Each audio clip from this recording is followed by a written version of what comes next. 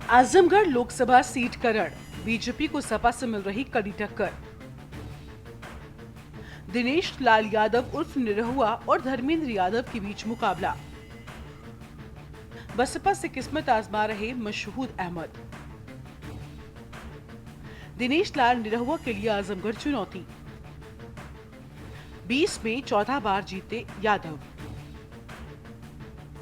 2022 में महज 8000 वोट के अंतर से हुआ था फैसला। निरहुआ को मोदी योगी का भरोसा। धर्मेंद्र यादव को अखिलेश की इमेज से उम्मीद। गुड्डू जमाली के साथ आने से सपा कार्यकर्ताओं में जोश। मुस्लिम वोट बंटने की कम है संभावना। एक ऐसी सीट जहां पर आजादी के बाद से अब तक कुल 20 बार चुनाव हुए और इसमें से 14 बार यादव समुदाय के नेता ही जीते। बात हो रही है आजमगढ़ सीट की। इस बार भी यहां 2 यादव उम्मीदवारों के बीच कांटे का मुकाबला है। सपा मुखिया अखिलेश यादव के भतीजे धर्मेंद्र यादव सपा के टिकट पर, जबकि भोजपुरी फिल्मों के सुपरस्टार दिनेश लाल यादव निरहुआ बीजेपी के टिकट पर एक बार फिर से आमने सामने हैं। इस सीट पर मुस्लिम मतों की अच्छी खासी संख्या को देखते हुए बसपा ने मशहूद अहमद को टिकट दिया है। आजमगढ़ संसदीय सीट का जातीय आंकड़ा, कुल 17.3 लाख वोटर हैं। मुस्लिम मतदाता 35%, दलित मतदाताओं की आबादी 17%, सवर्ण मतदाताओं की संख्या 19% के आसपास। निरहुआ के लिए आसान नहीं लड़ाई। बता दें कि आजमगढ़ लोकसभा सीट पर निरहुआ और धर्मेंद्र यादव दूसरी बार आमने सामने आए हैं। बहरहाल 2022 के उपचुनाव में धर्मेंद्र यादव को शिकस्त देने वाले निरहुआ के लिए लड़ाई आसान नहीं मानी जा रही है। निरहुआ को जहां मोदी और योगी का भरोसा है, तो वहीं धर्मेंद्र यादव को अखिलेश यादव का और कुछ हद तक गुड्डू जमाली के साथ आ जाने से भी जोश बढ़ा है। देखिए 4 जून को 12 बजे पिक्चर रिलीज हो जाएगी और उसका नाम होगा एक थी भारतीय जनता पार्टी। लगातार जनता का गुस्सा बढ़ता चला जा रहा है और 7वें चरण आते आते आप देख लेना 7वें आसमान पर होगा। पूर्वांचल की जनता और खासकर इन 2 चरणों की जनता भारतीय जनता पार्टी को कभी स्वीकार नहीं कर सकती। बता दें कि आजमगढ़ लोकसभा सीट पर निरहुआ के लिए प्लस पॉइंट यही है कि वो धर्मेंद्र यादव को 2022 के उपचुनाव में शिकस्त दे चुके हैं, लेकिन तब से लेकर अब तक हालात काफी बदल चुके हैं। 2019 के आम चुनावों से तुलना करें तो समाजवादी पार्टी का गठबंधन भी बदल चुका है। तब समाजवादी पार्टी का बीएसपी के साथ चुनावी गठबंधन था, लेकिन इस बार कांग्रेस के साथ गठबंधन इंडिया ब्लॉक के बैनर तले हुआ है, जिसमें अरविंद केजरीवाल की आम आदमी पार्टी भी शामिल है। इन्होंने आरक्षण खत्म कर दिया, इन्होंने नौकरियां नहीं दी। जो समय समय पे बुलडोजर लेकर के घूमते थे, उन्होंने जानबूझ करके पेपर लीक कराया। आखिरकार एक भी पेपर लीक कराने वाले की जानकारी नहीं हुई, न उस पर बुलडोजर चला। और जो लोग 400 पार की बात कर रहे थे, वो 400 हारने जा रहे हैं। सपा ने की निरहुआ की मजबूत घेराबंदी।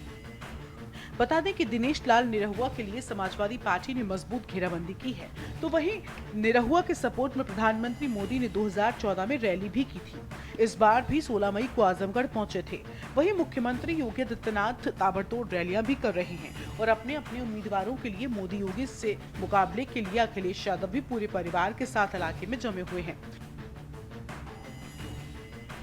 एक सवाल है कि गुड्डू जमाली यानी शाह आलम के बीएसपी छोड़कर अखिलेश यादव के साथ आने से निरहुआ को कितना नुकसान हो सकता है। जवाब खोजने पर पहला सवाल तो यही उठता है कि निरहुआ को चुनाव जीतने में गुड्डू जमाली की मदद मिली थी या बीएसपी के वोट से। वैसे मायावती ने इस बार भी आजमगढ़ से मुस्लिम उम्मीदवार ही खड़ा किया है। मशहूद अहमद बीएसपी के टिकट पर चुनाव मैदान में है। मुस्लिम वोट बंटने की कम संभावना। कांग्रेस और सपा के साथ चुनाव लड़ने से मुस्लिम वोट बढ़ने की कम ही संभावना है, लेकिन मशहूद अहमद निरहुआ के खिलाफ जा रहे वोट बैंक में सीन लगा सकते हैं, क्योंकि वहां बुनकर और अंसारी जैसे पिछड़े वोटरों की तादाद काफी है।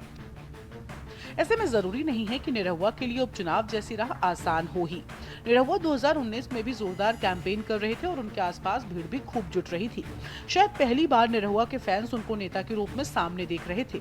लोग बताते थे कि निरहुआ की गाड़ी पर उनके फैंस वैसे ही टूट पड़ रहे थे जैसे किसी जमाने में राजेश खन्ना की कार तक को चूम लेने के किस्से सुनाए जाते हैं। लेकिन वो भीड़ वोटों में तब्दील नहीं हुई और अखिलेश यादव से निरहुआ चुनाव हार गए।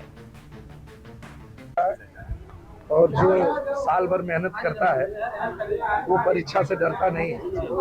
और हम लोग 19 में जब आए थे तब से लेके अभी तक लगातार क्षेत्र में बने हैं, जनता के बीच रहते हैं, तो जनता का प्यार मिल रहा है, आशीर्वाद मिल रहा है। आज चुनाव का आखिरी दिन है, रोड शो भी है बहुत बड़ा, तमाम लोग बड़े लोग आ रहे हैं। जी, आज सब लोग आ रहे हैं, आज बहुत भव्य रोड शो होगा, आप लोग भी आइए। आप लोग अच्छा, ये क्या लग रहा है कितने मार्जिन की जीत होगी? इस बार 80,000 से जीत होगी। पिछली बार 8,000 से जीते थे और आजमगढ़ में इतना काम हुआ है कि सब लोग सपोर्ट कर रहे हैं, तो इस बार 80,000 से।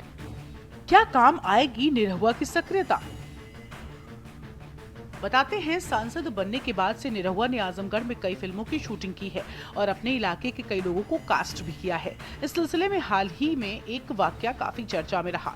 असल में आजमगढ़ के दौरे पर एक बार मुख्यमंत्री योगी आदित्यनाथ ने निरहुआ की भी गोरखपुर सांसद रविकिशन की तरह ही खिंचाई की थी।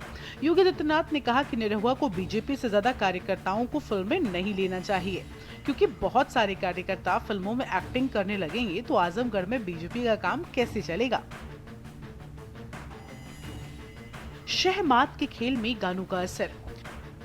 निरहुआ के गानों का ही असर है कि आजमगढ़ पहुंचकर समाजवादी पार्टी डिम्पल यादव जगह जगह भोजपुरी में भाषण देने लगी है और अखिलेश यादव याद दिलाते फिर रहे हैं कि फिक्र की अब कोई बात नहीं है, क्योंकि गुड्डू जमाली साथ आ गए हैं।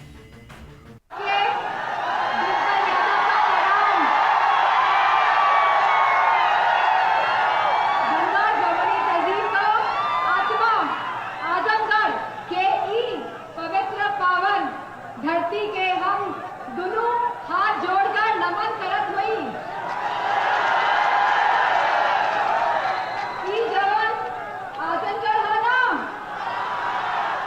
ई हम समाजवादियों के करेजे, ई हम समाजवादियों के करेजा में बसल है।